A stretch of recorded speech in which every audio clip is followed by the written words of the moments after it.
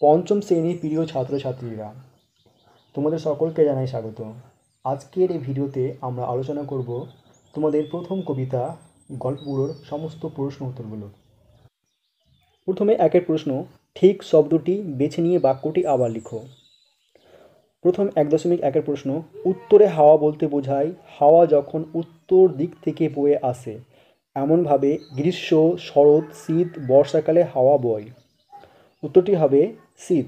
বাক্যটিকে আবার লিখতে হবে এইভাবে, উত্তরে হাওয়া বলতে বোঝায় হাওয়া যখন উত্তর দিক থেকে বয়ে আসে, এমনভাবে শীতকালে হাওয়া বয়।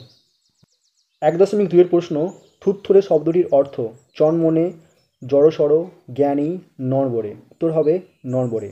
বাক্যটি লিখতে হবে এভাবে, থুত্থুরে শব্দটির অর্থ নড়বড়ে। এবার 1.3 প্রশ্ন, রূপকথার গল্পে যেটি থাকে না, দত্তিদানো, পক্ষীরাজ, রাজপুত্তর, উড়োজাহাজ। উত্তর হবে উড়োজাহাজ। বাক্যটি লিখতে হবে এভাবে, রূপকথার গল্পে যেটি থাকে না, উড়োজাহাজ। 1.4 প্রশ্ন, রূপকথার গল্প সংগ্রহ করেছেন এমন একজন লেখকের নাম বেছে নিয়ে লেখো। আশাপূর্ণা দেবী, দক্ষিণারঞ্জন মিত্র মজুমদার, সত্যজিৎ রায়, শরৎচন্দ্র চট্টোপাধ্যায়।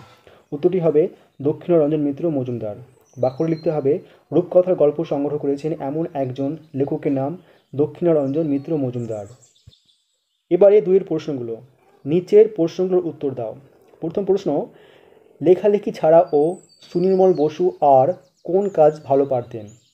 উত্তর, লেখালেখি ছাড়াও সুনির্মল বসু ভালো ছবি আঁকতে পারতেন। তারপরের প্রশ্ন, তার লেখা দুটি বইয়ের নাম লেখো। উত্তর, সুনির্মল বসুর লেখা দুটি বই কথা শেখা এবং হাওয়ার দোলা। এবারে দেখে নেব 3 প্রশ্ন, এলোমেলো বর্ণগুলিকে সাজিয়ে শব্দ তৈরি করো। প্রথমটা হবে রূপকথা, তারপরেরটা হবে রাজপুত্তর, তিনেরটা হবে পক্ষীরাজ, তারপরেরটা হবে মনোপবন এবং শেষেরটা হবে আজগুবি। এবারে 4 প্রশ্ন, অন্তমিল আছে এমন 5 জোড়া শব্দ কবিতা থেকে খুঁজে নিয়ে লেখো। একটি করে দেওয়া হলো, উদাহরণ ধাঁধা, ধাঁধা। এরকম শব্দ আমাদের 5টা আরও কবিতা থেকে খুঁজে লিখতে হবে। প্রথমটি হবে উত্তরে থুত্তুরে, তারপরে হবে ঝোলা ভোলা, তিনেরটা হবে যক্ষীরাজ পক্ষীরাজ, ঝলমলে টলমলে এবং 5 নম্বর হবে নন্দিনী বন্দিনী। এই 5টি শব্দ তোমাদের লিখতে হবে। 5 প্রশ্ন, বাক্য বাড়াও। প্রথম প্রশ্ন, শীতকালে হাওয়া বইছে, কেমন হাওয়া সেটি লিখতে হবে, তারপরে বাক্যটিকে বাড়িয়ে লিখতে হবে। উত্তরটি হবে শীতকালে উত্তরে হাওয়া বইছে। 5.2 প্রশ্ন, গল্প বুড়ো ডাকছে, কেমন বুড়ো? উত্তরটি হবে থুত্থুরে গল্প বুড়ো ডাকছে। এবারে 5.3 প্রশ্ন, গল্প বুড়োর মুখ ব্যথা, মুখ ব্যথা কেন? উত্তর হবে রূপকথা চাই রূপকথা, এই বলে চেঁচিয়ে গল্প বুড়োর মুখ ব্যথা। এবারে 5.4 প্রশ্ন, গল্প বুড়োর ঝোলায় গল্প বুড়োর ঝোলা আছে, কোথায় ঝোলা? উত্তর হবে গল্প বুড়োর কাঁধে ঝোলা আছে। তারপরে 5.5 প্রশ্ন, দেখবি যদি আয়, কিভাবে আসবে? উত্তর হবে দেখবি যদি জলদি আয়। 6 প্রশ্ন, ক স্তম্ভের সঙ্গে খ স্তম্ভের মিল করতে হবে। প্রথমে ক স্তম্ভে রয়েছে তল্পি, এর সাথে মিল হবে খ স্তম্ভের ঝোলা।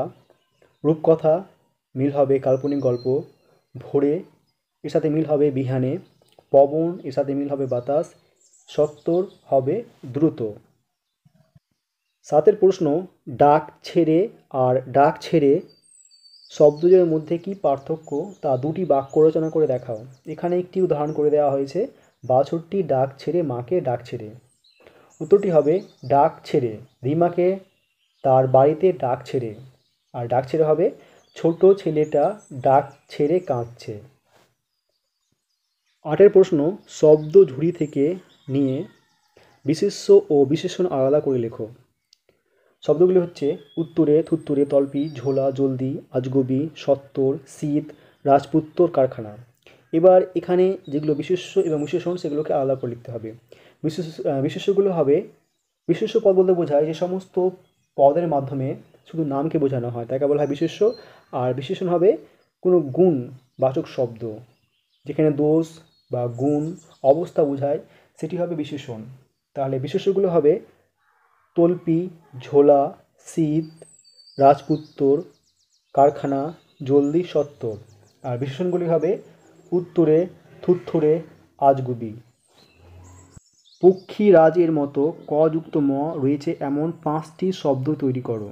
উত্তরটি হবে বক্ষ, পক্ষ, বৃক্ষ, শিক্ষা, রক্ষা ইত্যাদি। এবারে 10-এর প্রশ্ন, ক্রিয়া নিচে দাগ দাও। এখানে যে সমস্ত বাক্যে ক্রিয়া আছে তার নিচে দাগ দিতে হবে।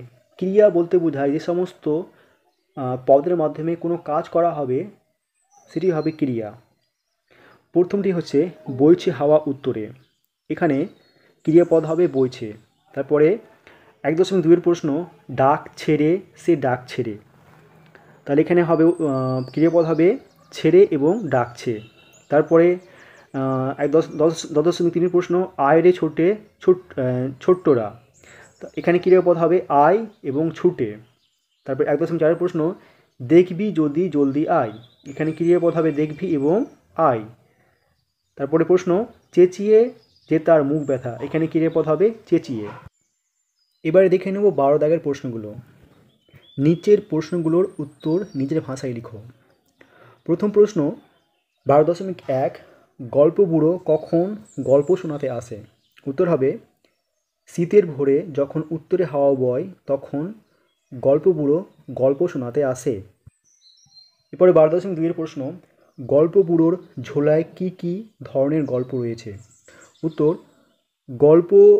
গল্প বুড়োর ঝোলায় দৈত্যী দানব, যক্ষীরাজ, রাজপুত্র, কেশবতী নন্দিনী, তেপান্তরের মাঠ, কড়ির পাহাড়, এইসব নানা রকম রূপকথার গল্প আর চরিত্ররা রয়েছে। 12.3-এর প্রশ্ন, গল্প বুড়ো শীতকালের ভোরে ছোটদের কিভাবে ঘুম থেকে উঠাতে চায়? উত্তর, গল্প বুড়ো শীতের ভোরে রূপকথা চাই, রূপকথা এই বলে হাঁক দিয়ে ছোটদের ঘুম থেকে উঠাতে চায়। 12.4-এর প্রশ্ন, রূপকথার কোন কোন বিষয় কবিতাটিতে রয়েছে? উত্তর, দৈত্য দানব, রাজপুত্র, যক্ষরাজ, পক্ষীরাজ, ঘোড়া, কড়ির পাহাড়, চোখ ধাঁধানো হিরে, সোনার কাঠি, কেশবতী নন্দিনী, তেপান্তরের মাঠ, রূপকথার এই সব বিষয় কবিতাটিতে রয়েছে। এবারে 1.5-এর প্রশ্ন, গল্প বুড়ো কাদের তার গল্প শোনাবে না? উত্তর, ছোটদের রূপকথার গল্প শোনানোর জন্য গল্প বুড়ো রূপকথা চায়, হাঁক দিয়ে সকলকে ডাকে। গল্প বুড়োর এই ডাকে ও যারা গল্প শুনতে আসবে না তাদের গল্প বুড়ো আর গল্প শোনাতে আসবে না। এই ছিল আজকে তোমাদের গল্প বুড়ো কবিতার সমস্ত প্রশ্নের উত্তর। পরের ভিডিওতে আমরা অন্যান্য যে গল্প এবং কবিতা আছে তাদের প্রশ্নগুলি নিয়ে আলোচনা করব। আর প্রথম ইউনিট টেস্ট পরীক্ষার জন্য প্রত্যেকটা বিষয়ের জন্য কী কী প্রশ্নগুলো পড়তে হবে সেই প্রশ্নগুলো আমরা আলোচনা করব।